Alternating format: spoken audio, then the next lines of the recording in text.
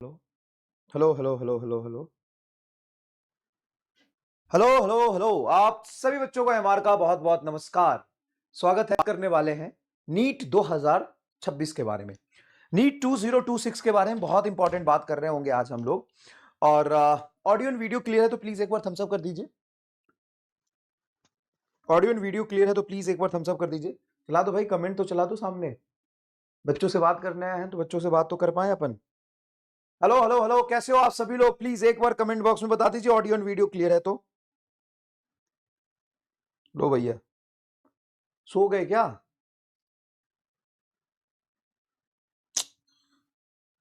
क्या यार, hello hello hello, कहां हो? चला दो ना यार कमेंट सामने में।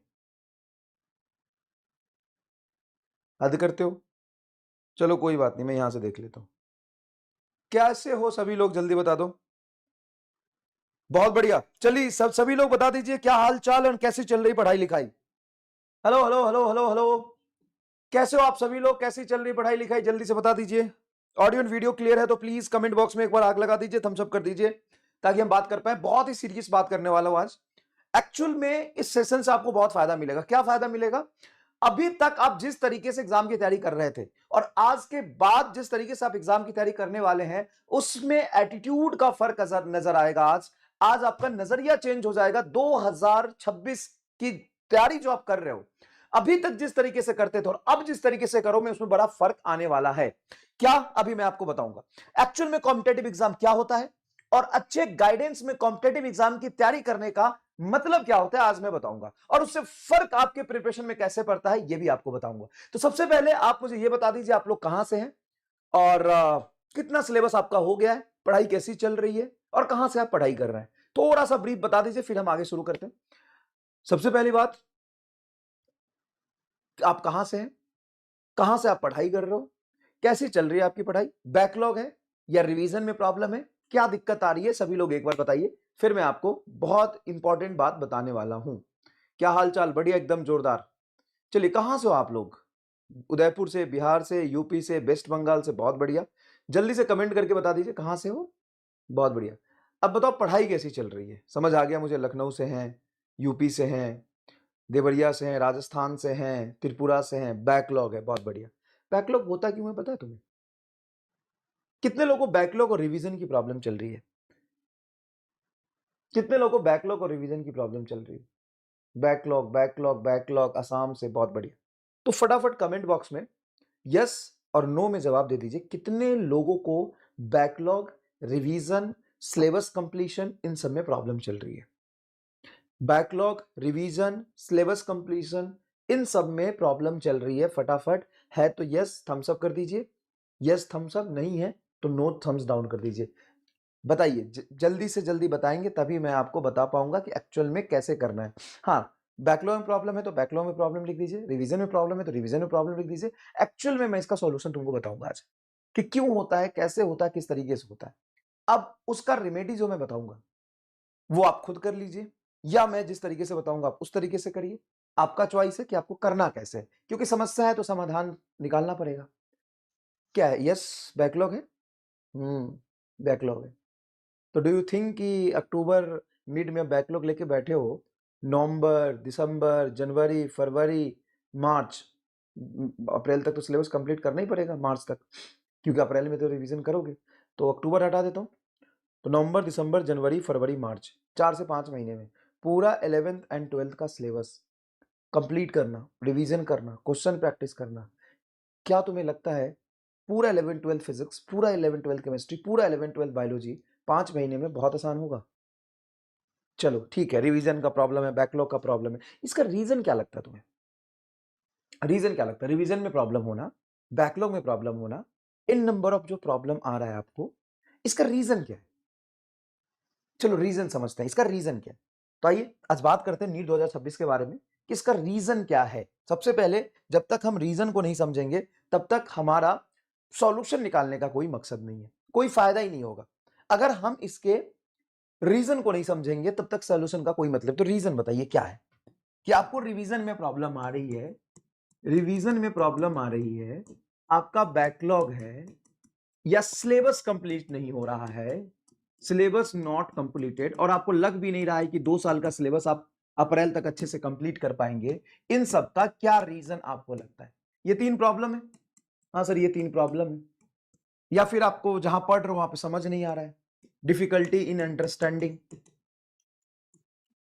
Difficulties in understanding the particular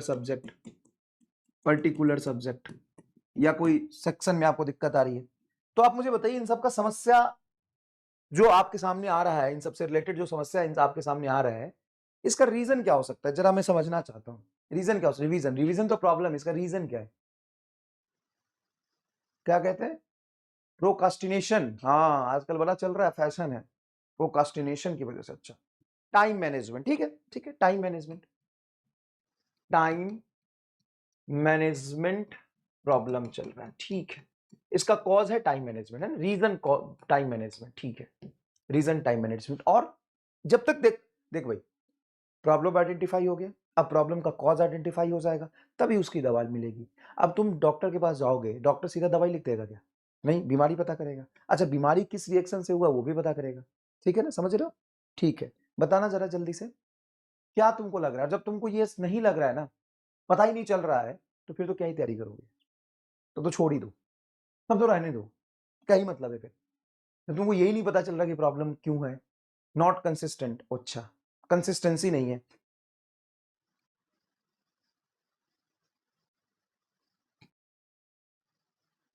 ठीक है भाई। अच्छा, स्पेलिंग कुछ गड़बड़ होगा तो देख लेना भाई, अंग्रेजी हमारी थोड़ी खराब है, अंग्रेजी हमारी मुलायम है थोड़ी, है ना, लेजीनेस, अच्छा, बहुत बढ़िया, ठीक है। मोबाइल प्रॉब्लम, ठीक है, घर का प्रॉब्लम, सारा प्रॉब्लम ही है। तू एक काम करना, अपने को छोड़ के सबको प्रॉब्लम नाम दे दे करा है sir, family problem, mobile problem, घर प्रॉब्लम, टाइम प्रॉब्लम, सब प्रॉब्लम है। अरे भाई, तू खुद ही प्रॉब्लम है एक। चल, आप बात करता हूं अब, एक्चुअल में ये सब प्रॉब्लम तो है कंसिस्टेंसी का, टाइम मैनेजमेंट का। अब आते हैं एक्चुअल प्रॉब्लम पे कि रीजन क्या है इस सारी प्रॉब्लम का। तो देखो, कंपटीशन की तैयारी का ये बिल्कुल मतलब नहीं होता है, किसी भी कॉम्पिटेटिव एग्जाम के प्रिपरेशन का बिल्कुल ये मतलब नहीं होता है कि आप उसमें इस तरीके से पढ़ाई करने लग जाएं कि उसके डिफाइंड सिलेबस के अंदर जाके कुछ भी पढ़ रहे हो आप। तो एक्चुअली प्रॉब्लम ये है कि जो सिलेबस एनटीए ने दिया है, उस सिलेबस में कुछ टॉपिक्स है, उस टॉपिक का कुछ भी पढ़ रहे हो, कुछ भी पढ़े जा रहे हो, कुछ भी पढ़े जा रहे हो, कुछ भी पढ़े जा रहे हो। एक्चुअल में कॉम्पिटेटिव एग्जाम निकलता है साम दाम दंड भेद से। आपको हर तरीके से सिर्फ गधा मजदूरी नहीं करना है, आपको मेहनत की मैक्सिमम आउटपुट, मैक्सिमम एफिशिएंसी के साथ आपको मेहनत करना है। आपको हाई रिलेवेंट चीजें पढ़नी है। देखो, पढ़ने को तो आप बीएससी की चीजें पढ़ लो, पढ़ने को तो आप रिसर्च कर लो, बायोलॉजी पे, बायोलॉजी पे रिसर्च कर लो, केमिस्ट्री पे रिसर्च कर लो, लेकिन वो रिसर्च की चीजें तो नीट में नहीं आए। नीट 2023-24 इजी था, मैं मानता हूं, आपसे सवाल हो जाते 23-24 के पेपर में, लेकिन आपका सिलेक्शन नहीं होता क्योंकि कट ऑफ बहुत हाई जा रहा था। 660 कट ऑफ था नीट 2024 का, तो उसमें आप अगर 40 सवाल एक्स्ट्रा भी कर लेते तो भी आपका सिलेक्शन नहीं होगा ना। और अगर आप 30 क्वेश्चन नीट 2025 में कम भी कर रहे हो तो भी आपके सिलेक्शन की प्रोबेबिलिटी है। तो सबसे पहले इस माइंडसेट को समझो, सबसे पहले इस माइंडसेट को समझो कि अगर मैं बात करूं नीट 2024 की और मैं बात करूं नीट 2025 की, मेरी बात सुनना, बहुत लॉजिकल बात बता रहा हूं, तो 24 में पेपर इजी है, तो कट ऑफ 660 हुआ था, इस बार कट ऑफ 530 है। डिफरेंस कितने नंबर का है? डिफरेंस कितने नंबर का है? तो सर डिफरेंस आ रहा है लगभग लगभग 130 नंबर का। 130 को 4 से डिवाइड करो तो कितने आ जाएंगे? ऑलमोस्ट ऑलमोस्ट अप्रोक्सीमेट बताओ, जल्दी से सभी लोग कमेंट करके बताएंगे, जल्दी से सभी लोग कमेंट करके बताएंगे। क्या ये लगभग लगभग 30, तो 4 3 बार 120 आ जाएगा। 30 24 25 क्वेश्चन का फर्क, 32 क्वेश्चन का फर्क है, लगभग लगभग 32 33 क्वेश्चन का, 33 क्वेश्चन। अब पूरे पेपर में अगर आपसे, अब सुनना, अगर आपसे पूरे पेपर में नीट 2025 के पेपर में अगर 25 क्वेश्चन नहीं भी बने और नीट 2024 के पेपर में तुम 25 क्वेश्चन ज्यादा कर लोगे, क्या बात सेम है कि डिफरेंट है? जल्दी बता दो, बात सेम है कि डिफरेंट है? भाई ये तो मैं डेटा पे बात कर रहा हूं ना। नीट 2024 में कट ऑफ है 660, कट ऑफ है 660, नीट 2025 कट ऑफ है 530, मैं वही डेटा पे बात कर रहा हूं।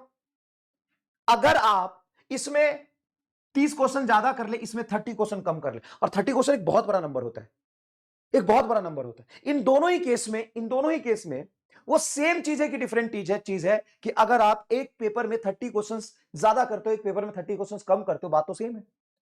रैंक वाइज, मार्क्स वाइज तो सेम, आप सेम जगह पे पहुंच गए। हाँ सर, बात तो आप सही कह रहे हो, ये सोचने वाली बात है, ये सोचने वाली बात है। आप कह रहे हो कि नीट 2025 में फिजिक्स में 4-5 क्वेश्चन टफ थे, तो 4-5 क्वेश्चन टफ थे तभी तो 180 में से 180 किसी के नहीं आए। और आपको क्या लगता है 687 पे रैंक 1 होने का क्या मतलब है? जहां पे कट ऑफ 660 जा रहा है, वहां पे AIR 1 687 पे आ गया। मतलब क्या है? मतलब साफ है कि 35 नंबर कम आए भाई, 32-33 नंबर कम है। 32-33 नंबर मतलब 6-7 क्वेश्चन कम किया, 6-7 क्वेश्चन कम किया, इसका साफ मतलब है कि फिजिक्स में 3 क्वेश्चन कम किए होंगे। तो कंपटीशन की तैयारी अंधेरे में चलने से नहीं होती है। आप पढ़ रहे हो, इसका यह मतलब नहीं कि आप कंपटीशन की तैयारी कर रहे हो। आप सिर्फ सिलेबस पढ़े जा रहे हो, पढ़े जा रहे हो, पढ़े जा रहे हो, इसका यह मतलब नहीं कि कंपटीशन की तैयारी कर रहे हो। आप सिलेबस के अकॉर्डिंग ही सारी फिजिक्स, सारी केमिस्ट्री और सब कुछ उसमें कंप्लीट किए जा रहे हो, इसका यह मतलब नहीं कि आप कंपटीशन की तैयारी कर रहे हो। कंपटीशन की तैयारी का मतलब होता है कि आप जब पढ़ाई कर रहे हो तो उस पैटर्न के हिसाब से पढ़ाई करो जैसा नीट आता है। तो सर हम कौन सा पैटर्न पकड़े, नीट 24 की नीट 25? एक ही बात है। तो नहीं तो बोला सेम है सर। 10 क्वेश्चन ज्यादा करना, 20 क्वेश्चन ज्यादा करना, 30 क्वेश्चन ज्यादा करना और 30 क्वेश्चन करना तो सेम ही बात है। तो उस नीट 2025 में से अगर 25 क्वेश्चन में हटा दूं और बाकी के बचे हुए क्वेश्चन की बात करूं तो दोनों पेपर सेम है कि नहीं है? तो सेम है। तो कैसे पढ़ना है? हाईली रिलेवेंट चीजें पढ़नी है। आप ये ना पढ़े कि पढ़ते पढ़ते जा रहे हैं और समेट पा नहीं रहे हैं, तो क्या फायदा ऐसे पढ़ाई का? मतलब आजकल ये फैशन जब बन गया है कि भाई नीट 2025 का पेपर है तो भाई कुछ भी करना पड़ेगा। नहीं, सेम चीज है दोनों। पढ़ने का एटीट्यूड जैसा 24 में था वैसा 25 में था। तो अभी से अगर बात करें तो हाईली रिलेवेंट पढ़ना है। सबसे पहली बात, आप पढ़ो उतना ही जितना आप समेट पाओ। अब ऐसा नहीं है कि आप हाईली रिलेवेंट और काम की चीजें पढ़ रहे हो मतलब आप बेवकूफ हो, नहीं। पर पेपर के बाद पता चल जाएगा आप कितने समझदार थे। पेपर के बाद पता चल जाएगा कितने समझदार थे। एनटीए 2025 में गलती करके 26 में शायद अपनी गलती सुधार ली, लेकिन आप उस गलती पे गलती करते चले जाएंगे।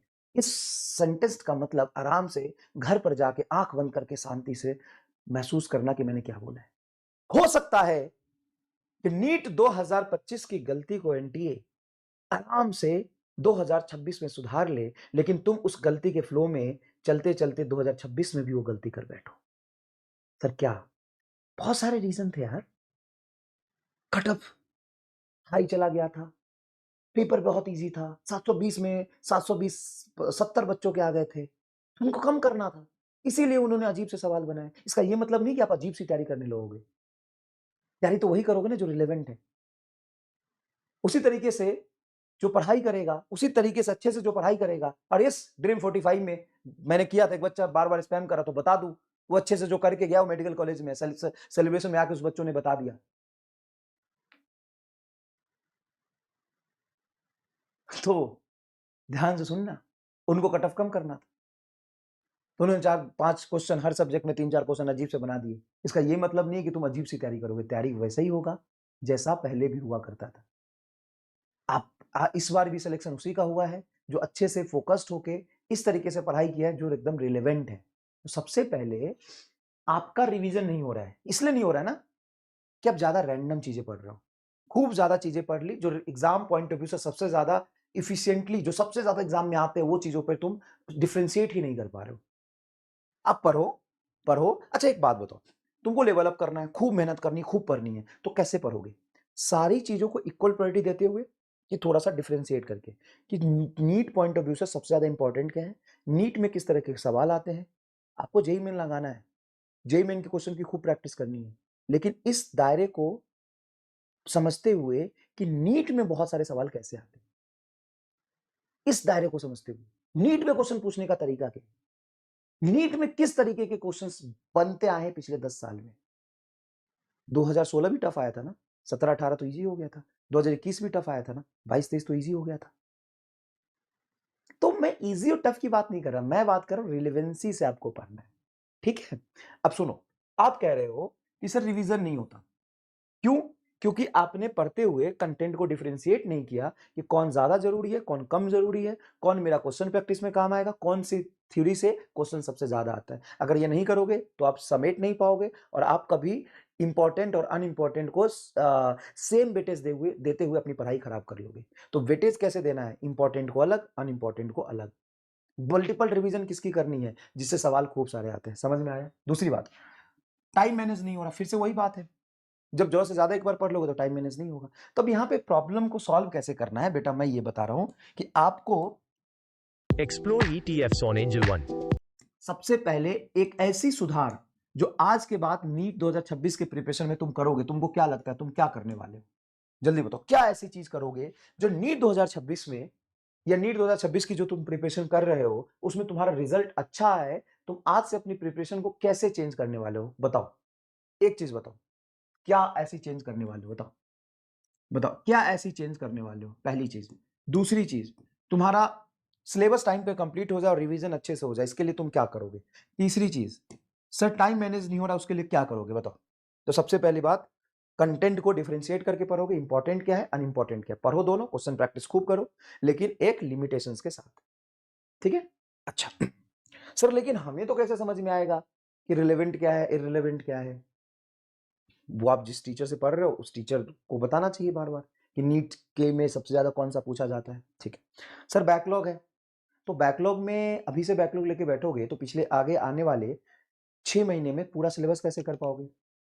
प्रॉपर गाइडेंस नहीं है, बिल्कुल ठीक है। तो इसके लिए आपको क्या करना है, बहुत शांत मन से आपको अपने प्रिपरेशन को एक ट्रैक पे लेके आना है। आज से ये डिसाइड करना है कि नीट में पिछले 30 सालों में क्वेश्चंस कैसे आए हैं, 30 ईयर ले लो, उसकी प्रैक्टिस खूब करनी है। और जब वो पूरा हो जाए ना 30 ईयर के पीवाईक्यू, उसके बाद जेई मेन के पिछले 5 साल के पीवाईक्यू लगानी है।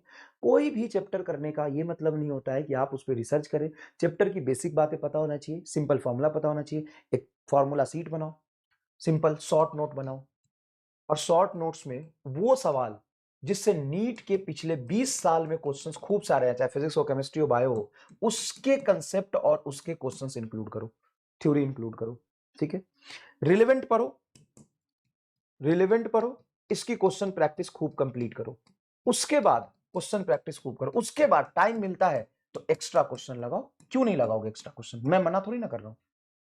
आप एग्जाम में जाके क्वेश्चन तभी कर पाओगे ना जब बहुत सारे एक्स्ट्रा क्वेश्चन लगाओ, लेकिन एक्स्ट्रा क्वेश्चन में भी रिलेवेंसी होनी चाहिए कि किस तरह के क्वेश्चन हमको करने हैं। बैकलॉग है, बैकलॉग है, तो बैकलॉग आप किसी भी यूट्यूब के लेक्चर से कर लो, या आपको लगता है कि आपको टाइम मैनेज नहीं हो पा रहा है, डिसिप्लिन नहीं हो रहा है, बाकी चीजें प्रॉब्लम है, तो भाई इसके लिए विद्यापीठ और पाठशाला दोनों ही सेंटर पे एक इस तरीके का हमने कोर्स डिजाइन किया है जो 100% रिलेवेंट और अनरिलेवेंट अनरिलेवेंट दोनों पे फोकस करते हुए आपको पढ़ाएगी। क्योंकि क्वेश्चन कुछ भी आ सकता है, लेकिन सबसे पहले रिलेवेंट का कंप्लीट सिलेबस आपको कराया जाएगा, कंप्लीट सिलेबस कराया जाएगा विद इन टाइम लिमिट। वो 120 दिन में, 120 दिन में, अच्छा तुमको क्या लगता है कि 120 दिन में रोज 3 क्लास हो तो टोटल क्लास कितनी हो जाएगी? सर 360। क्या 360 लेक्चर सफिशियंट नहीं होता है नीट के प्रिपरेशन के लिए? होता है। अगर 100% फोकस्ड से वो चीजें पढ़ाई जाए जो एक्सपीरियंस टीचर पिछले 30 सालों को निचोड़ के उसमें कंसेप्ट निकाल के तुमको कराए तो। और मैं ये भी नहीं कहता हूं कि बहुत इजी है 360 लेक्चर में, नहीं, इसके लिए एक एक्सपर्टीज का इन्वॉल्वमेंट बहुत जरूरी है। तो जितने भी हमारे विद्यापीठ और पाठशाला सेंटर है वहां पे ये 120 दिन का, जिसमें रोज 3 लेक्चर्स होंगे, पर डे कितनी लेक्चर्स होंगे? 3 लेक्चर्स होंगे। तो इस 3 लेक्चर्स को इंक्लूड करके टोटल 360 लेक्चर बनेंगे, जिसमें 120 लेक्चर ऑलमोस्ट पर सब्जेक्ट होगा, पर सब्जेक्ट होगा। ठीक है? और आपको 120 लेक्चर में पूरी सिलेबस एकदम रिलेवेंसी के साथ कंप्लीट कर पाएगी। और यही तरीका है अब यहां से बैकलॉग की प्रॉब्लम, रिवीजन की प्रॉब्लम, रिलेवेंसी की प्रॉब्लम को सॉल्व करने का और कोई तरीका नहीं है, और कोई तरीका नहीं। आप घर में आराम से बैठ जाइए और 10 मिनट एनालिसिस करिए कि यार सिलेबस कम नहीं है। 30 चैप्टर फिजिक्स के, 30 चैप्टर केमिस्ट्री के, 60 चैप्टर बायोलॉजी के, टोटल कितने चैप्टर हो गए? 150-200 तो चैप्टर चैप्टर है। अब 200 चैप्टर ही है, तो एक दिन में एक चैप्टर पूरा कंप्लीट करना पड़ेगा। अब तुम पता है, तुमको लगता है ना अभी बहुते दिन है, 6 महीना है, अरे अभी से तो आराम से करेंगे, और एक ही चैप्टर पे लगे रहते दिन निकल जाता है 15 दिन। भाई नहीं हो पाएगा।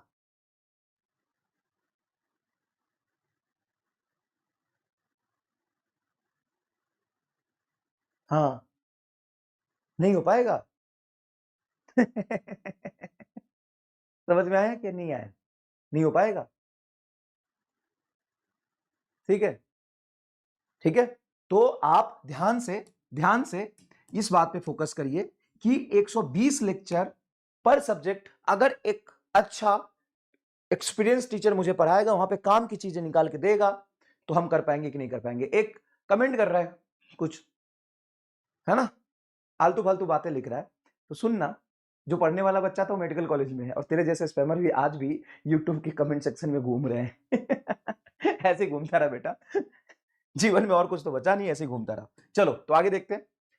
तो अच्छा, इसमें जब आप पढ़ोगे तो ऑब्वियस सी बात है डाउट्स आएंगे, टेस्ट की प्रॉब्लम होगी। अब इन सब में सिर्फ लेक्चर कंप्लीट करना तो प्रॉब्लम का सॉल्यूशन है नहीं, आपको डाउट्स भी आएंगे, है ना, है कि नहीं है? दूसरी चीज टेस्ट की प्रॉब्लम होगी, रिवीजन की प्रॉब्लम होगी। तो ये सारी चीजें इसमें क्या होगा, इंक्लूड होगा। ये सारी चीजें इसमें क्या होगा, इंक्लूड होगा। ठीक है, तो आइए देखते हैं नीट फास्ट ट्रैक कोर्स। ये नीट फास्ट ट्रैक कोर्स हम लोग लेके आए हैं, और ये नेसेसरी नहीं है। आपको मैंने बता दिया कि YouTube के लेक्चर से भी आप अपने आप को अभी से 120 दिन में बहुत अच्छे से प्लान करके पढ़ सकते हो। लेकिन अगर आप नहीं पढ़ पा रहे हो, टाइम की प्रॉब्लम है, आप कंसिस्टेंसी की प्रॉब्लम है, घर पे गाइडेंस की प्रॉब्लम है, डाउट की प्रॉब्लम है। देखो प्रॉब्लम बहुत सारे हैं, क्या क्या प्रॉब्लम हो सकते हैं?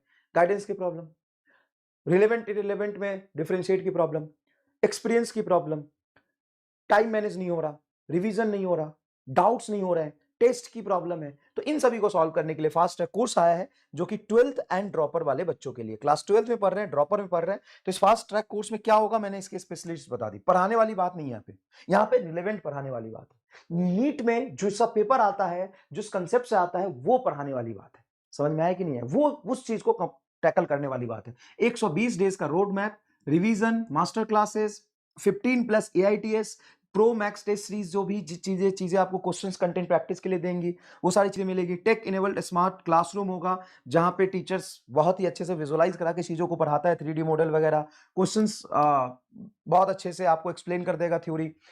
8 hour daily offline doubt support आपको मिलेगा, ये जो मेन बात है, डाउट सपोर्ट मिलेगा।